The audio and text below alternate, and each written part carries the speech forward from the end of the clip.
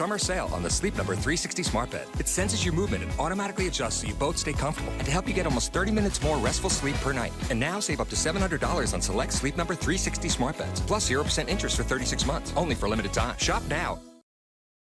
Caseworkers at the Department of Family and Children's Services have one of the state's toughest jobs, and recently more than 24 sent up the white flag staging a protest. Fox 5 team's Dana Fowl is bringing us the latest on their story. Dana. Yeah, and this was around 2 weeks ago. We're talking about 25 workers with Fulton County defects. They all called out sick. They weren't really sick.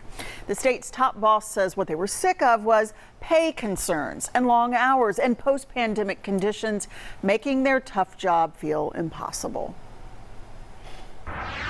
Behind the walls of brick buildings, dedicated caseworkers juggle the futures of Georgia children who've been dealt terrible challenges. Parents who can't keep them, or in some cases, parents who don't want them. Frankly, the DFACS workforce is one of the most resilient group of people I've ever encountered in my life. Candace Brose was appointed the state commissioner for the Department of Human Services in September to help the state agency as it came out the other side of a pandemic. And it's been brutal. 2 weeks ago, more than 24 caseworkers in one of the busiest counties called in sick all at once. There were 25 caseworkers in Fulton County who called out on the same day, and they were part of the Child Protective Services unit in Fulton County. The walkout had managers and other staff jumping in to handle caseloads in an already short-staffed agency. And ultimately, we determined that it was an orchestrated call out. They were fired. They were. The turnover rate for caseworker jobs is astounding. In April, Fulton County state data shows it was 53%. In DeKalb County, 64.8% employee turnover. Every state agency is going through turnover levels like that. It really is the ongoing effects of COVID and opportunities in the private sector. But she admits caseworkers were angry over long hours, on-call work, and overtime issues. The Fox 5 team had multiple inside sources say the Fulton County office is in crisis. We asked the commissioner about that assessment. There have been additional changes in Fulton. Recently, we learned that the county director will be stepping aside, and that will give an opportunity for new leadership in that county. The commissioner's office says that Tina Dean Paul Bazile is stepping down.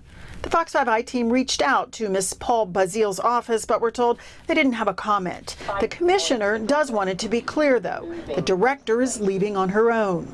But it's one more job to fill in an office that has hemorrhaged staff in recent weeks. We have also been aggressive about recruitment. We recently had a large hiring fair. We're actually bringing in 41 new staffers to that region. That includes Fulton and DeKalb.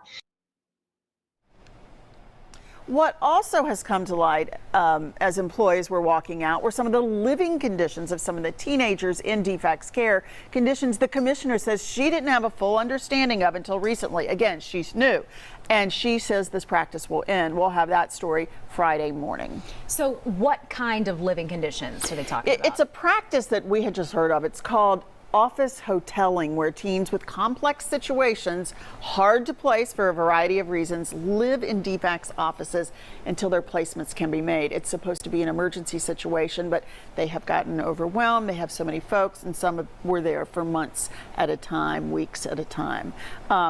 So this has created a lot of stress for the caseworkers, who the commissioner says will be getting bonuses and a higher pay, and things are in the pipeline.